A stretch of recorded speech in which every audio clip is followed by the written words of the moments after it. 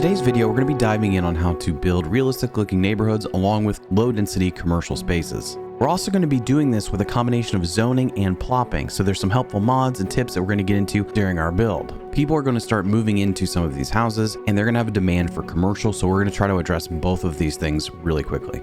So let's start adding some low density areas to Stanford Bay. Episode 6 of our Build and Learn series.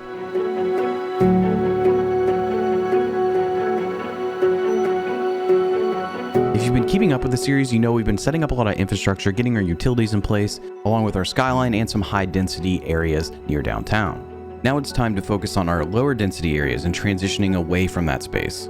But if you are new here, be sure to hit the subscribe button, leave a like, and drop a comment down below with your thoughts and maybe some ideas for what we can do in future episodes. As I mentioned, this video is a combination of residential and commercial. We're going to be filling certain areas with commercial space to help create that continued fade from downtown into the residential pockets. We're going to do this with a combination of zoning and plopping. Most of our commercial will be plopped, whereas our houses are going to be zoned for the most part, with the exception of a few added houses to fill in awkward spaces. First, much like everything else we've done in the city, we need to start with infrastructure. We need to get roads down. But note that I'm using a pocket, an area that I've already established roads around, main arteries. In the first couple episodes, this was an area I created, and now I'm working within that space. One helpful thing that I found with pretty much everything in terms of city building is if I can create kind of sectors to work within, that's often a good boundary, a good way for me to operate within an area that is already sort of confined. So if you have opportunities to give yourself sort of a region to operate within, right? An area to build, much like city blocks, you can utilize this to help guide your path at creating neighborhoods and various other things in spaces. This is also really helpful when you're kind of building and you don't want to overwhelm yourself. You just find pockets that you build within, and then when you need to save and move on for later, you can always come back and work on the next pocket. I find building in these sort of chunks, sectors, areas like this to be very helpful in my process because I can see areas fill up and what would work next to them or with them, kind of creating some cohesion from block or sector to sector. Now, choosing what goes into each of those regions or sectors is a little bit more difficult, and it's going to be sort of up to how your city is just flowing. Do you want an area of commercial? Do you want an area of residential? For me, I saw this organic space by the river and also some roads that were creating this interesting little area that I felt was best suited for residential. This fades out the downtown into the river, and on the other side of the river, we can either pick up with more residential or something else. In a way, I saw this being maybe an older neighborhood to downtown, a space that has been here probably the longest in terms of residential, tucked in next to the rail line. One thing I want to minimize is making many curb cuts in some of these main arteries. So I'm going to utilize areas where there's already going to be some sort of slowdown or intersection that I can build off of versus adding more that it's going to kind of slow down traffic flow in general. But I'm also going to give people the opportunity to be able to enter and travel through the neighborhood from both of these main arteries. Hopefully this doesn't add a significant amount of traffic in this space, but I would like it to be accessible from both sides of the city. It's important to consider how dense you want your neighborhood. For example, if you place your roads 8 units apart, it's going to maybe appear more dense once these areas begin to fill up, whereas if you spread them out with small gaps of a unit or so, it may spread the houses out a little further. It's all dependent on what you're looking to design. For my neighborhood, I'm going to leave some spacing in, and what's going to be kind of funky is when you first look at it, as houses are beginning to fill in the space, you're going to notice that there's a lot of sort of dead negative space between the houses. And that's largely because the level 1 and level 2 houses are typically much smaller than when you get to level 3 and level 4. I think it's kind of important for this neighborhood to look relatively dense, but not over the top. I still want houses to have yards and a little bit of space around them, but you will notice by the time the episode is over, we're still waiting for a lot of these houses to upgrade to sizes that fit the area a little bit better. So it's just going to take a little bit of time as people begin to move into the city. But this is a big alternative considering most of our residential already established is in condos, apartments, and things like that in downtown. With neighborhoods and suburbs, I tend to leave several roads sort of abruptly ending. This allows me to do cul-de-sacs. You can make cul-de-sacs relatively easily with 2 tools. Network multi-tool will allow you to place an extra node towards the end of a street, and then you use node controller to expand the end node to create that teardrop. By stretching the end node to about 150 to 200%, you can create that bubble or teardrop, and then you can use Move It to change or shift one of the 2 nodes there at the end in order to create the shape that you want. This isn't something that naturally occurs within vanilla city skylines, but I think is important to give the look of a neighborhood. Also, it allows you to find ways of ending roads that just feel more realistic because I don't want so many intersections on these main arteries. I'm going to have to break them up already, or a residential space with less population driving through, I'd like to keep that as minimal as possible. And of course, I don't really want to break up the train line any more than I need to, especially so close to a station. Now, you may be wondering why I'm leaving so much space between the main artery and the neighborhood, and part of that is because I want to add commercial. The commercial is going to help with that transition from downtown to the residential, but I also realized that maybe on some of these main arteries, there used to be houses attached to these neighborhoods. However, now what I'm thinking is that because land value has increased, that a lot of those houses have gone away and instead have been replaced by businesses. So I'm not going to place any residential on that main artery, and I'm going to kind of butt up the zones towards the highway. I want to ensure that the zones for the houses are also in chunky blocks, right? Roughly 4x4 is what I tend to like to build. I don't want any of these houses that are long and narrow that don't seem to fit the space properly. You can use the zoning tool on the roads to customize this further, especially when you have strange angles or spaces where it just doesn't fit. You can disable the zoning on one side of a road to accommodate the zones on the other side of a road. This is really helpful when you're doing sort of oddly spaced city blocks, a grid system where you have roads that are perpendicular to one another, but oddly spaced. So you need to prioritize what road the game is seeing you add the zone on. So you'll often see me not use the paint bucket tool. Instead, I'll zone these sort of manually so that I can ensure that the shapes are correct for what I'm looking for. Now with organic roads, this gets a little bit complicated. You're going to want to make sure your organic roads aren't too intense in terms of how they curve or shift around something, and give yourself enough space to add houses. Sometimes this is where you just need to plop them down manually so that you're not relying on the zones to fill up, or you don't need the zones to be there in order to place the houses. Sometimes filling up these organic shaped roads, curvy roads, can be a little bit more difficult and take a little more time to sort of learn and figure out ways of making them look full and dense like you might prefer. But ultimately, it's really important that we accommodate different angles, shapes, and then have those organic lines throughout to help break us up from the monotony of having just grid system. Now, as we hit play, we're going to start to see our zones fill up with houses. This is going to create a little bit of a traffic influx, especially because we have so much set up in our downtown without the population having moved in yet. Now, because I'm using workshop assets to create my neighborhood, I've also used district styles in order to pick what houses go into each district.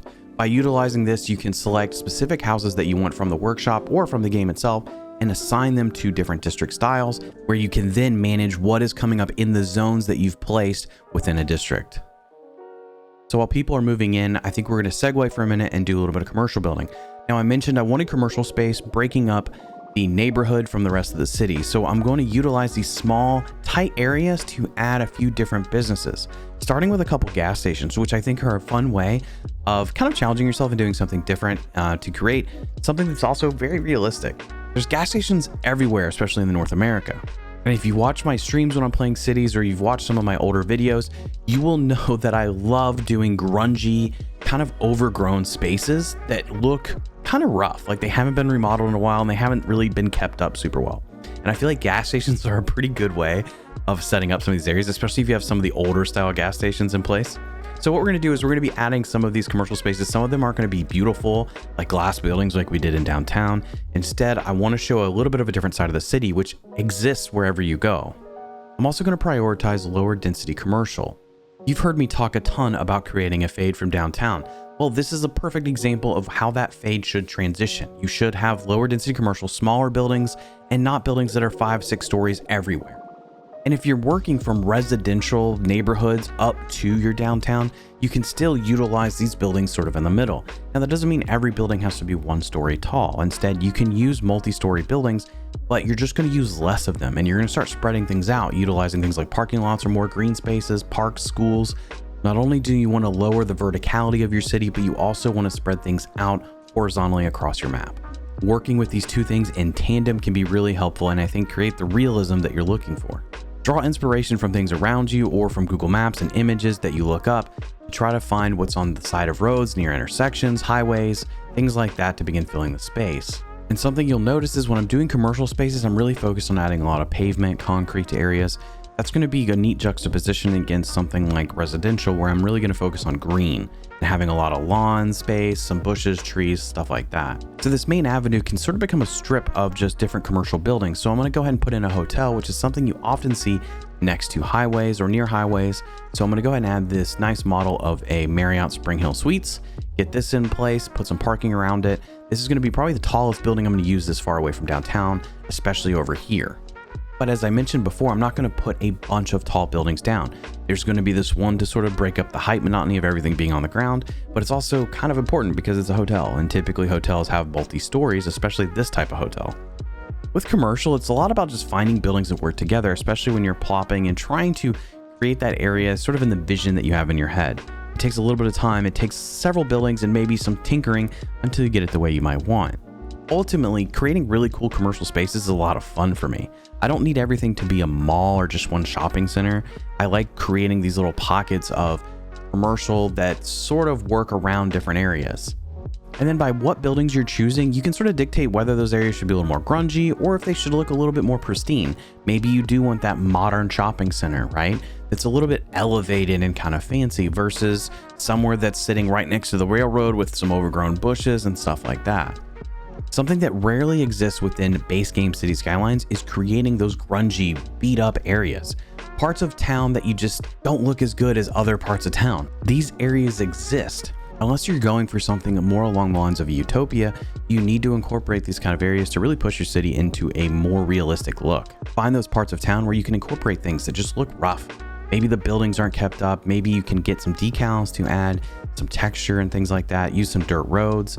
Create things that just don't look pristine. There's also some really good assets in terms of vegetation you can add. Typically areas that aren't kept aren't going to be maintained in the sense of like lawn care and landscaping, right? So you can utilize bushes, clusters of bushes. There's even networks that are weeds and grass that you can add close to concrete to make it look like it's slowly becoming overgrown. Honestly, I think it's a really fun challenge, and it's something that again adds a ton of realism. You want those kind of spaces to be somewhere present in your city. It doesn't have to be everywhere. And when you do it in smaller pockets or just general areas, you start to set up themes within your city, right? Like certain areas are probably newer, or certain areas just don't have as much love and attention given to them. And then you get in the business of creating lore around your city, which gets to be kind of fun too. Now, real quickly, I'm going to jump back to the neighborhood area, and I'm just going to copy some of these houses using Move It and placing them on the cul-de-sacs. Obviously, the zoning can be a little bit funky around these cul-de-sacs, so I'm trying to fix that manually. I'd recommend trying to do this just to add a few houses to the end of the road so it doesn't look just blatantly empty. You can just copy a few different houses from the neighborhood that's already building and get them attached to the end here, and that'll make it look a little more full and complete. Sometimes it's helpful to wait until the houses begin to level up a little bit more so you can see the real scale of some of the buildings. This is also a good time to start filling up areas where you have weird corners and things like that manually so that you can get the look that you're, going for. I tend to want my neighborhoods to appear rather full, so I'm going to duplicate these in many different spots along the cul-de-sacs and in these awkward angles and try to get this place looking a little bit more filled up, though there is going to still be some space that isn't taken up by a lot of houses. That's okay. I just want to make sure that the roads feel, rather occupied. And as you're doing this, you can utilize the forest brush to actually help fill in some of the dead space between different roads or different houses. This is helpful just for creating some density using vegetation. But ultimately, you can start to see how this is coming together. It's not the most dense neighborhood, but again, these houses will get bigger as they begin to level up. And I can always go in there and adjust roads if I do feel like it needs to be tighter in terms of the land space taken up by each house. So since people are rapidly moving in, I want to go ahead and make sure we accommodate the commercial demand. We're still doing this to create a little bit of a barrier between our neighborhood and the city. Also, we're going to be putting it in some awkward spacing like here between the railway and the road. Ultimately, in this space, I want some older buildings in this particular area. So I'm picking some buildings that are like bars and restaurants and shopping centers that may have come in and been remodeled recently. Just nothing very large or crazy. It's just meant to be stuff that has been here for a minute. One thing I've become really interested in lately is creating these little apartment areas that, look a little bit old and deteriorated to some extent, or just are like old city apartments, just kind of off the side of the road in little pockets. I don't think this is going to fit here, but we are going to be more so focused on just trying to get a few different things in place and expand parking for the train station. Some of you may be wondering, how do I select buildings that look aged or new? I tend to associate that with like buildings with wear and tear on them, and even brick buildings, for example.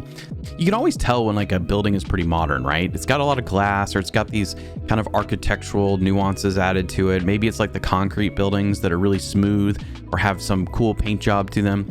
Whereas then you have buildings that are brick and kind of look a little bit more worn and torn anyway, like they've aged a little while, and you can start to associate different types of building textures with different areas. I use a decent amount of King Lino assets, and I believe the content creator pack where he adds some of his commercial assets in game are really helpful and kind of diverse in terms of what you can build. So I'm leaning on several of those buildings in order to create these areas. Now on the other side of the train station, there's a few things I want. First of all, I want a building that sort of represents maybe a maintenance building for the train station itself. Obviously, depending on what you're doing, you may want to expand into like more of a train yard. I'm not really going to do that here. Instead, I just want a little bit of space to have around this extended train track so that I can have some maintenance space. I'm also going to put some dirt and stuff in there later. I've already begun to add details into some of the areas that we've done commercial in, so you're going to see things like some extra trees, weeds, and fences added to help divide property lines and create a little bit of wear and tear. I talked about this before, but fences are really helpful in adding just a simple detail. It's vertical, it kind of like breaks up some of the things around buildings, so I'd really recommend using that, especially to separate stuff like the railway from commercial buildings. There's also some neat assets that are on the workshop now, and one of them is like a weed network that you can place under the fences so that it looks like grass is starting to grow against the fence, which is really cool. I've used that in a few spots. It's something that now is going to be something I overuse probably, but it's kind of fun, and it's another texture added to fences and for vegetation. Now, speaking of all this sort of wear and tear that I want to add, in the last episode, we talked a little bit about how decals can kind of set off certain buildings or certain areas around buildings, right? By creating that cafe with sort of like a tile floor instead of just pavement. Now, you can do some of the same decal type work with creating wear and tear because there's tons of decals that show off like dirt and cracks and stuff like that in concrete. You can use those, but it can get time consuming after a while. So I would really recommend trying to find really good points of adding that, because it's really easy to get into an area where you're just overloading stuff with decals, and before you know it, you got 10 frames left in the game. But if you can find areas where you can include those things, even if they're just small pockets, to diversify some of the textures that you see when you're looking down on your city, it can really help add some cool features to what you're building. Especially when you're creating alleyways or areas around industrial, maybe the train yard itself, you want to add dirt and textures to it to make it look like it's just worn out and not well kept. Now, completely opposite of that, this avenue here is a main artery into our city, and it's nicely manicured, right? We've got the palm trees growing, so I want to make this area look a little bit different than some of the other commercial we've done. So I'm going to rely on a little bit bigger buildings, some of these modern buildings that might be a mix of commercial and office space, to create a little bit of a different look for this road. Ultimately, diversifying what you're building is significant, right? You want areas to feel a certain way. You want changes in different pockets of your city. So consider how you can utilize buildings to really show that diversity and give your city a little bit more of a background. We've talked a lot about giving certain areas purpose, giving it a background, and that should help dictate what you're trying to create.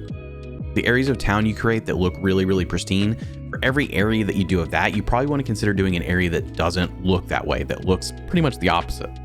It took me a long time to feel like I could get commercial areas to look the way they needed, right? Sometimes it's creating those alleyways like we did in our last episode to have some commercial facing inwards on city blocks to really add the density that I want in some spaces. You know, it is easy sometimes it's just planting certain things on next to a road and really developing that area with things like parking lots and other details to make it sort of blend in. I think what's really exciting is when you get these areas just right, it's such a rewarding experience. When it starts to look just realistic enough, you know, you hit that spot where you're really happy with how it's set up. And sometimes that's a culmination of so many different things that you're trying to do in City Skylines for it to actually hit that spot. And like what we're doing here isn't that sophisticated. It's actually just setting up this low density space right at the edge of our downtown that'll transition us into so many different areas in our city. Not to mention, adding details to these areas as you progress through your city build is so important, because as you keep up with it, you're really going to see these areas stand out. So what are some things you can add? Well, you can obviously do fences like we talked about. There's different props and assets that come with some of the DLCs, content creator packs, like boxes, I think, and some other pieces that you can tend to throw in spaces if you want to create clutter. So while there's props, there's also decals that you can use to create, again, different textures. And then finally, vegetation is a really helpful tool for making things look unkept. There's weeds and bushes and things like that on the workshop that you can use and lean on to help these spaces really start to pop and look aged if that's your preference.